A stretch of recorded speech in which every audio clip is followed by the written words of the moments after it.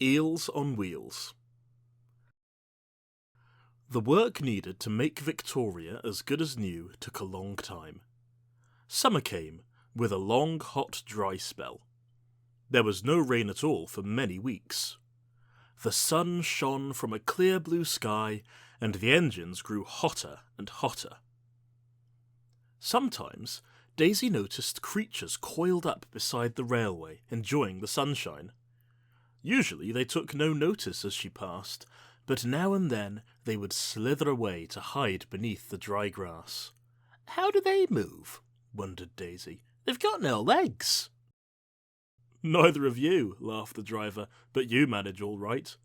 They're grass snakes, and they move by wriggling their bodies very fast from side to side." "How clever," thought Daisy, and she told Thomas and Percy about it. Percy shuddered. "I don't like the sound of that," he said. "I hope they don't come near me." "They won't," his driver reassured him, smiling. "They're harmless, and much more frightened of you than you are of them, I promise." "I'm not scared, Percy," said Daisy scornfully. "Surely you're not frightened of a few harmless wriggly things." Percy wasn't comforted. "Ugh," he said. "Just the thought of those snakes makes me shiver." Daisy thought he was being very silly. One afternoon, she brought some boxes up from the junction. The men handled them carefully. "It's a special delivery," said Daisy's driver. "What's so special about it?" asked Daisy. "It's live eels," her driver said.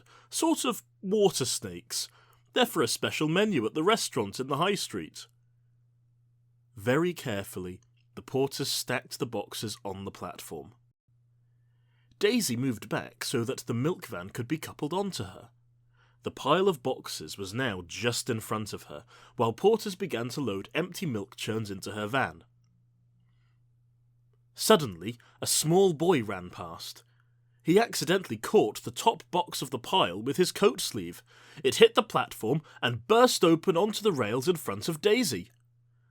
Out cascaded a knot of slithery black eels, which at once tried to wriggle away in all directions. Some of them went underneath Daisy. "Ew!" she squealed. "Help!" A porter ran to see what was the matter. He found Daisy pulling a face of such disgust that he had to laugh. "Get me out of here!" wailed Daisy. "Stop making such a fuss," ordered her driver. "They're only eels, they're not going to hurt you. You've blown a fuse anyway, so you'll have to wait to be mended." In no time, all the eels had been rescued and put into another box, none the worse for their adventure. A porter came to take them well out of harm's way. Daisy couldn't bear to watch.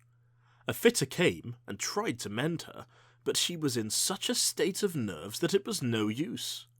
Thomas had to pick up her passengers and take them back to the junction. That night in the shed, Percy and Toby made up lots of what they called wriggly jokes, which Daisy thought were very silly and not funny at all. "Never mind," said Toby. "Near my old railway there's a place called Ely. Think of that!" Daisy shuddered. It was the last thing she wanted to think about.